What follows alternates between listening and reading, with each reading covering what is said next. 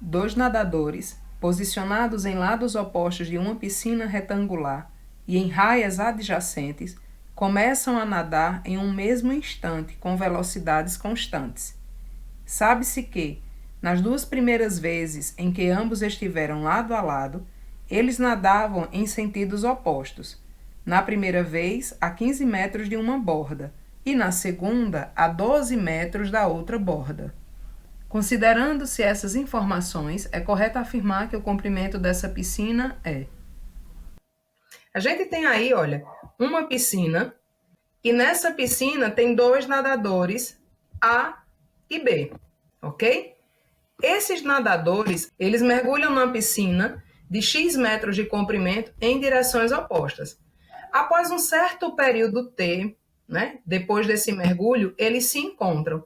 E esse encontro acontece justamente no momento em que o nadador A tem nadado 15 metros.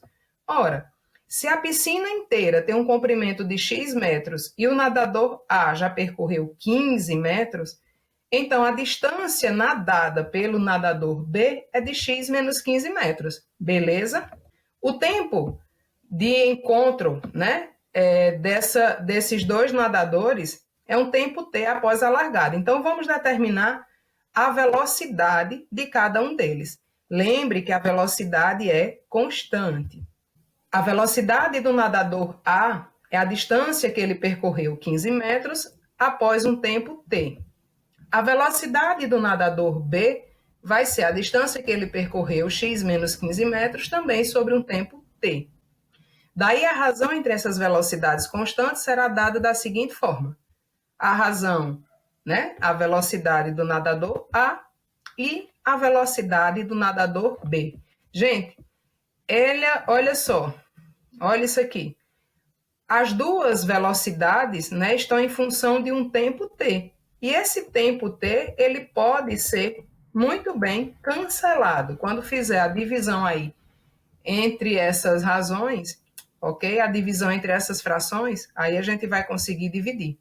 Portanto, a razão entre as velocidades nesse primeiro instante é 15 sobre x menos 15. Vamos então para o segundo momento. Tá aí a piscina, os mesmos nadadores A e B, só que lembre de um detalhe. O nadador A mergulhou na piscina nessa borda aqui que está à sua direita, certo? Então, ele nadou inicialmente quantos metros? X metros. Opa! Então, ele bateu na borda e voltou.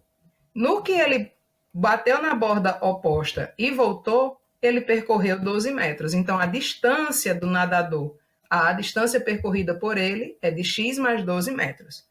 Islane, o nadador B, como é que ficou? Olha, ele mergulhou na piscina partindo daqui, ó, dessa borda que está à sua esquerda. Então, ele nadou x metros, certo?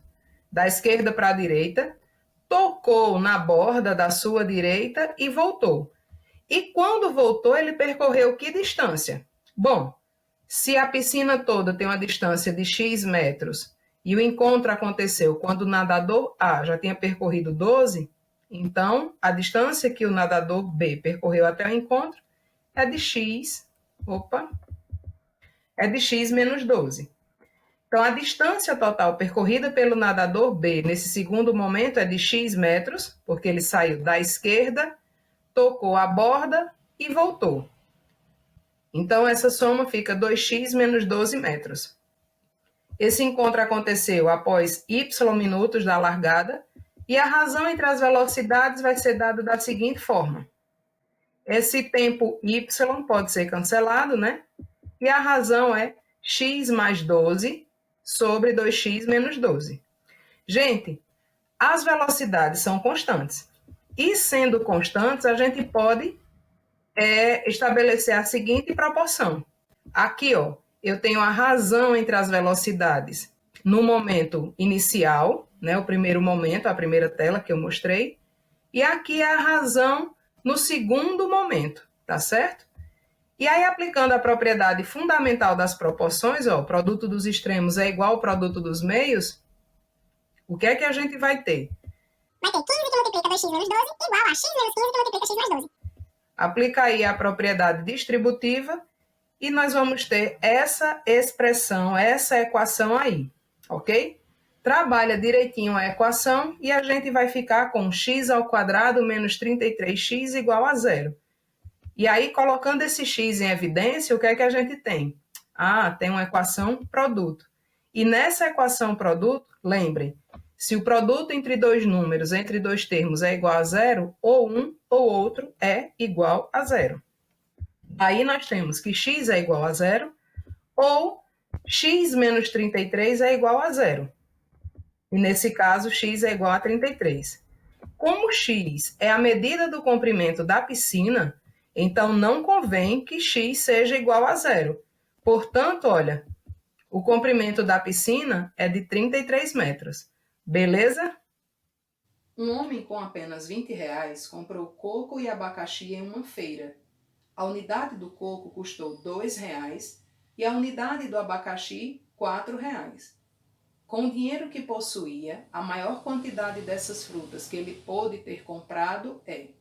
Olha só, eu vou representar pela letra C a quantidade de cocos e pela letra A quantidade de abacaxis. A questão diz que o coco custa R$ 2 a unidade e diz que os abacaxis custam R$ 4 a unidade. Como equacionar essa situação? A gente sabe que R$ 2 vezes a quantidade de cocos mais R$ 4 vezes a quantidade de abacaxis vai dar exatamente os R$ 20 que ele tinha.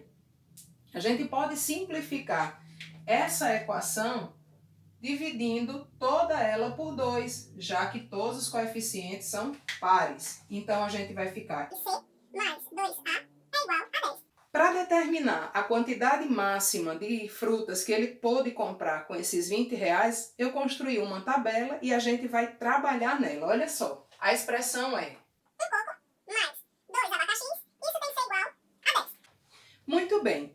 Se eu suponho que foram comprados 10 cocos, 10 mais 0, então 0 abacaxis. A gente sabe que essa solução é inválida porque foram comprados cocos e abacaxis, beleza? Então a solução é inválida. Ok. E se forem comprados 9 cocos? 9 mais, né? Mas para ser 1, aqui vai ter que ser 2 vezes meio igual a 1. Gente, não tem como comprar meia fruta. Então, também essa relação é inválida. Pensa comigo. Para que a quantidade de abacaxis seja um número inteiro, obrigatoriamente a quantidade de cocos tem que ser um número par. Então, olha, quando forem comprados 8 cocos, quantos abacaxis vão ser comprados? Somente 1, porque 2 vezes 1 é igual a 10. Então, essa solução convém. Beleza. Quando forem comprados 6 cocos, quantos abacaxis foram comprados? 2 vezes 2, que dá 10. Essa solução também convém. Quando forem comprados 4 cocos, 4. Quantos abacaxis serão comprados? 3, porque 2 vezes 3, 6 mais 4, 10. Beleza. Se forem comprados 2 cocos, quantos abacaxis? 4, porque 2 vezes 4 é 8, mais 2, 10. Solução convém também. Se forem comprados 0 cocos, é a mesma situação da primeira relação que a gente estabeleceu. A nossa questão pede para que a gente determine a maior quantidade possível de frutas que possam ser compradas. E a maior quantidade de frutas acontece nessa relação aqui, 8 cocos e 1 abacaxi. E o gabarito é a letra A. Página 76, questão 9. A caixa d'água de uma residência continha às 8 horas da manhã de um determinado dia 600 litros de água. Ela foi abastecida durante 2 horas, recebendo um volume de água na razão constante de 20 litros por minuto. Às 10 horas ficou completamente cheia. A partir desse momento, começou a perder água na razão constante de 15 litros por minuto, sem reposição alguma, até esvaziar. Considerando esse processo, Calcule o horário em que a caixa ficou totalmente vazia. Às 8 horas da manhã, o volume da caixa, o volume inicial, era de 600 litros. Às 10 horas, ela atinge a capacidade máxima, ou seja, 2 horas após, né? 2 horas após, ela atinge a capacidade máxima. Mas saiba que a vazão, né, para encher essa caixa foi constante de 20 litros por minuto. Ou seja, se em 1 minuto a caixa recebe 20 litros d'água, em 2 horas, ou seja, em 120 minutos, essa caixa vai receber um volume X.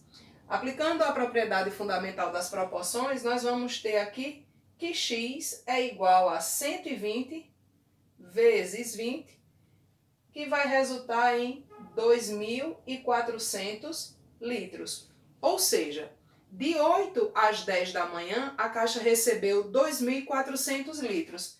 Então, qual é o volume da caixa, né? Que eu estou chamando aqui de volume final. Ora, 600 mais 2.400 litros. Então, o volume da caixa é de 3.000 litros. Beleza. Das 10 da manhã em diante, a caixa começou a ser esvaziada sem reposição, numa vazão de 15 litros por minuto. Então, a gente precisa saber, para esvaziar os 3.000 litros, quanto tempo isso demorou. Então, a gente vai também trabalhar com uma regra de 3. Sendo assim, se em 1 minuto a caixa esvazia 15 litros, para esvaziar 3.000 litros, quanto tempo isso vai durar?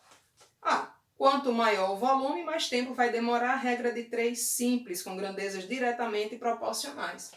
Então, a gente vai encontrar aqui que T é igual a 3.000 dividido por 15 e T é igual a 200 minutos.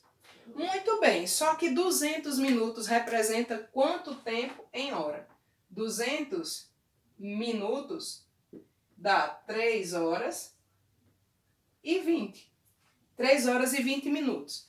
Que horas mesmo a caixa começou a ser esvaziada? Às 10 da manhã. Demorou 3 horas e 20 para esvaziar, então ela ficou completamente vazia 13 horas e 20 minutos. De 10 até as 13h20, ou seja, 3 horas e 20 minutos depois, ela conseguiu ser totalmente esvaziada.